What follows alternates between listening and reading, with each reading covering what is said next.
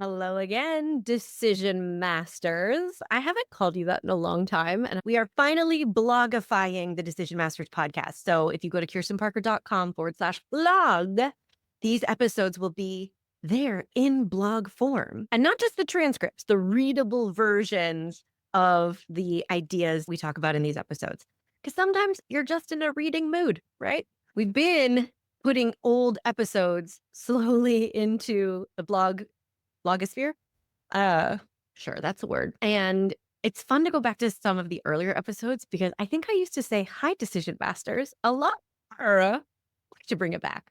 So, hello, decision masters. Kirsten here, your decision coach for the episode. And we are continuing our series on how to become more decisive. But today, we are going to talk about something that you might not directly link with decisiveness, but I want you to because it makes a big dang difference. Are you ready? To be more decisive, you have to become a great self regulator. What do I mean by great? You have to do it at all. That's the bar. Okay. We're not aiming for perfection here. What do I mean by self regulator? I'm so glad you asked. You're going to become a person who is more aware of their physiological state, their mental state, their emotional state, and you are going to become more discerning about whether or not that state is conducive to the decision you are struggling with. Much of the time, when I'm working with someone who's stuck on a decision, and it can be any scale, it can be a small daily decision that looks like it has fairly low stakes, and it can be a big life choice. Doesn't matter, anywhere in between. At some point in this process of working through this decision and deciphering what feels hard about it, their physiological state has to come up. Their emotional state has to come up. Their mindset has to come up. Whether or not you agree that it should be like this, sometimes you're doing mental gymnastics.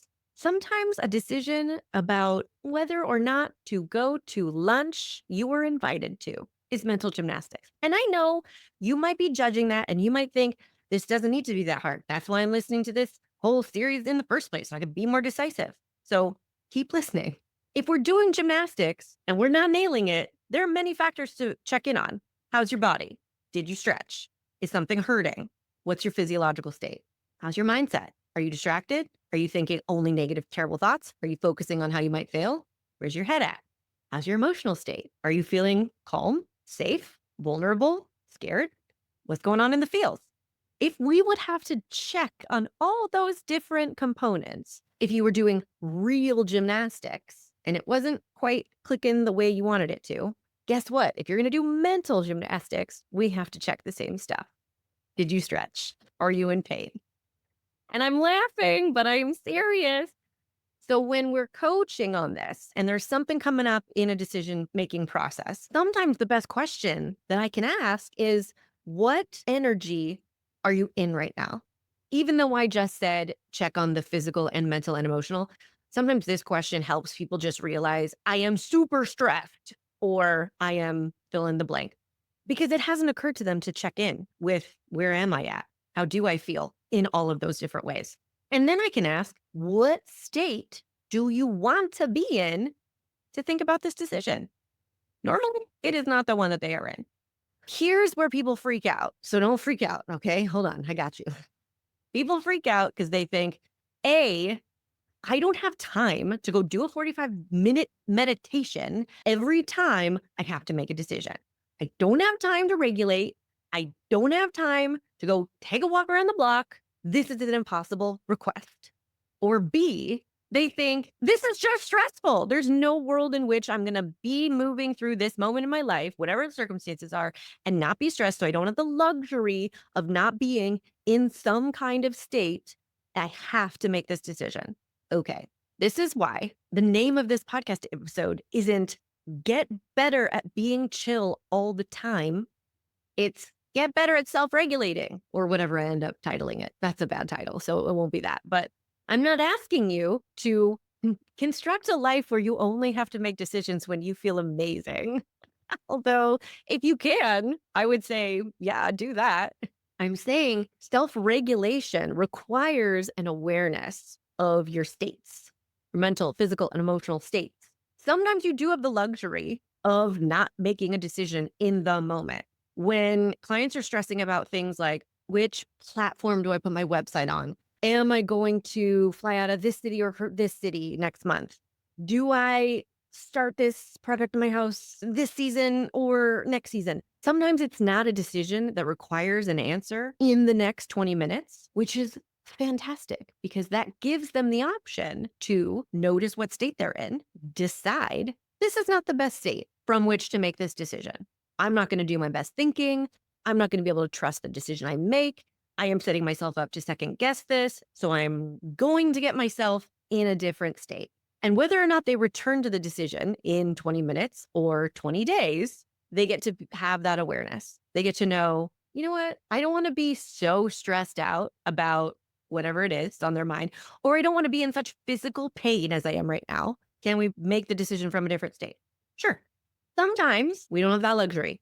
When we're calling it a luxury, it's actually just a different circumstance. It's not better or worse or bad or good. It's just different. I think arguably it can feel like a luxury when we're in the opposite situation where we think, well, the decision is going to get made for me if I don't decide now or in the next 20 minutes, let's say, and I can't get rid of this physical state, or I am currently in this emotion, or I am focused mentally on this thing. What do? We pull out a different set of self-regulation tools and we use those. There is actually an entire suite of workshops in the decision mastery resources my clients get when they sign up with me. There's a whole online world decision mastery workshops, and they're all bite-sized. They're like all 20 minutes or less. They all address things like we go into on the podcast, but in much more detail and in very practical, actionable ways. There is an entire suite of workshops on self-regulation because it matters that much for decision making. To be able to know how to process an emotion, how to process stress, how to regulate anxiety, to be able to move through a moment of heightened emotion, elevated stress, physical discomfort, or physical anxiety. The game changer for decision making, folks.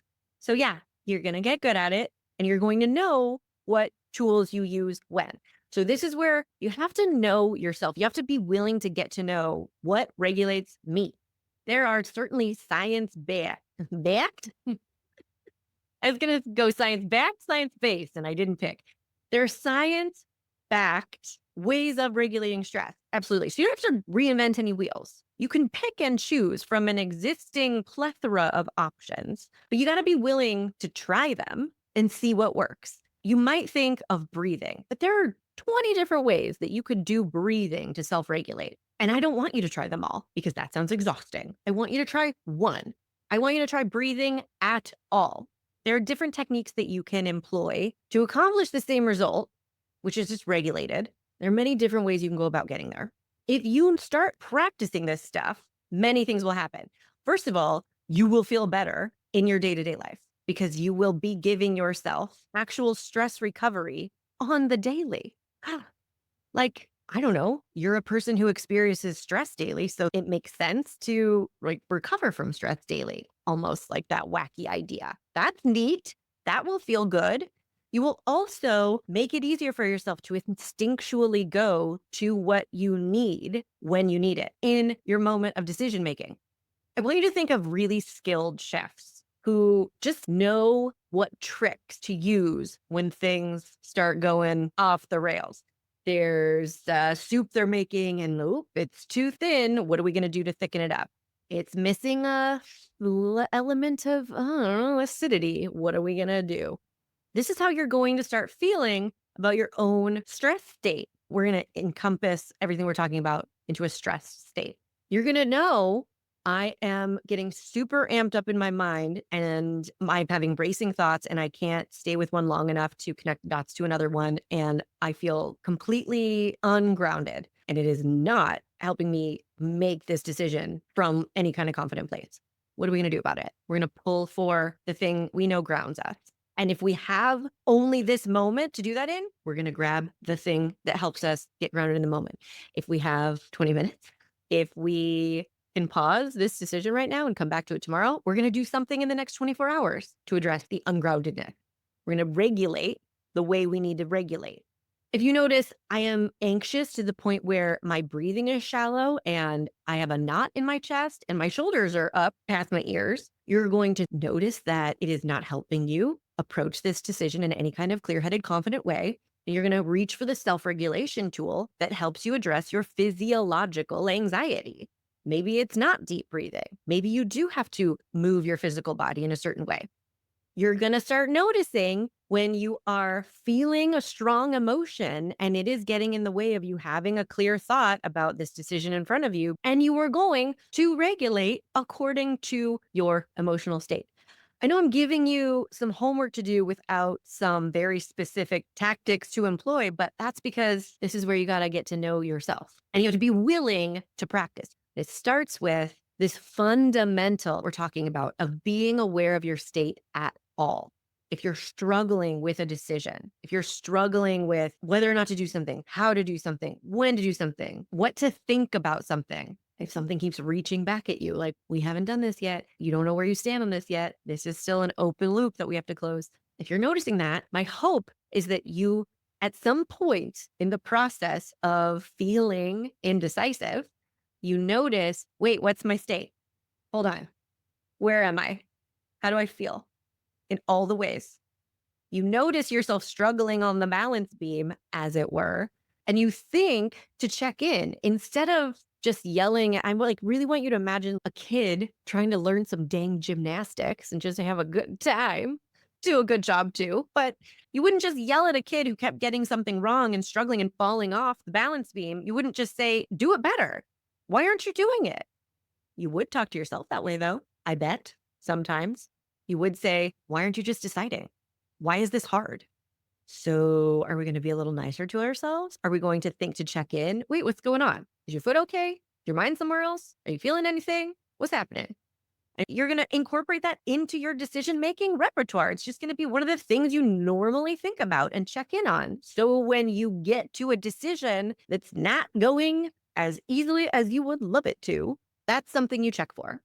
And whether you have to regulate in the moment so you can get the decision made, or you give yourself time to regulate and return to this decision in a different state, mental, emotional, or physical, you're only going to help yourself be more and more decisive, which will be so much fun. Okay, like I mentioned, when we work together, you do get this suite of resources. It's not meant to be resource overload. We are in an era of resource overload right now, which has its gifts and has its curses. There can be too many options. There can be too many places to look for information. It can be too hard to commit to something and try it because we think we have to read 10 books on it first before we know even what we want to try. So what I've tried to do is put together the best resources I can that are all science-based or science-based, whatever I tried to say, people.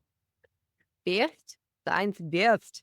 Oh my gosh, now I'm channeling Allison from Bake Off, and I'm really happy about it. Ugh. What I've tried to do is collect the best resources so you can have somewhere to go first. You can read any books you want to. You can deep dive on anything you want to, but I want to create some low hanging fruit. So you in your busy life doing all of the things that you're already doing, if I'm adding to your list, we have to work on self-regulation this week. It's not something that completely crushes you or has to displace all of your other priorities. We just want to put some low hanging fruit around. So you're like, oh, okay, I'm going to try this week. And that's how we change a habit, my friend. Just making it as easy as possible and putting your eyeballs consistently on it. So if you're ready to work together so we can change some of these habits and get you feeling more decisive and get you in more decisive action, let's do it. Go to the link in the show notes and send me an inquiry with any of your questions and we'll set up a time to chat. I hope you have a fabulous day. Play with self-regulating this week and use what has stood out from this series so far. In episode 149, we talked about the decision to not decide right now. That links to what we're talking about today. You can decide, I am too amped right now. I don't want to make this decision from this state. And then what you're going to do once you've been decisive and said, now is not the time for this decision, you're going to self-regulate. You're going to address your physiological state, your mental state, your emotional state. Not force yourself to walk around getting sicker, feeling weaker, feeling cloudier, feeling unsteady. You can help restore and resource yourself and recover from the normal stressors that are part of humaning and equip yourself to return to the decision and be as decisive as you want to be. Yes. All right, I'll see you next week for more on how to be more decisive. Bye. Hey, want to find out your decision style? Obviously, go take the decision style quiz. It's in the show notes and at kirstenparker.com/quiz. We all have our style when it comes to making decisions, but do you know how to use your default way of thinking to your advantage? Or do you mainly get stuck in the most annoying parts of overthinking and people pleasing? The decision style quiz has your answers, my friend. Take it right now at kirstenparker.com/quiz.